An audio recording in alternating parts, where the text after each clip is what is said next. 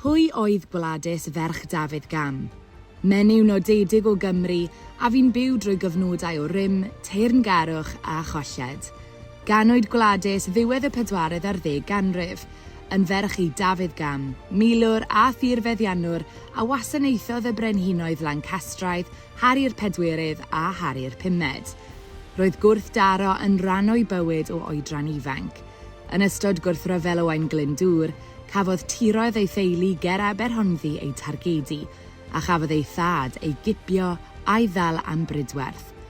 Gŵr cyntaf Gwladys oedd Sir Roger Vychan o Brydwodain yn swydd Henffordd, ond daeth brwydr Agincourt ym 1415 a cholled ddinistriol.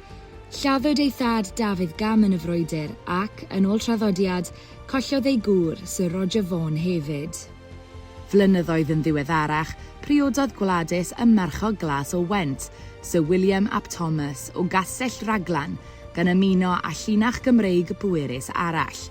Parhaodd dylanwad Gwladys i dyfu.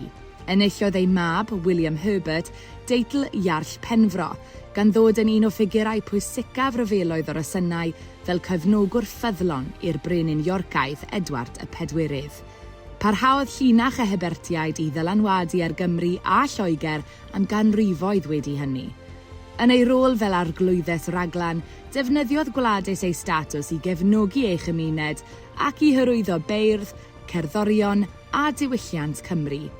Roedd hi'n cael ei hadnabod fel seren y fenni, ac roedd yn enwog am ei harddwch, ei deallusrwydd a'i dylanwad.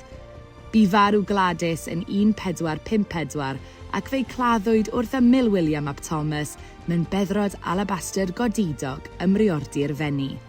Dewch i Gastell Raglan i ddarganfod stori un o fenywod mwyaf dylanwadol ein gwlad. Cadw, lles pawb.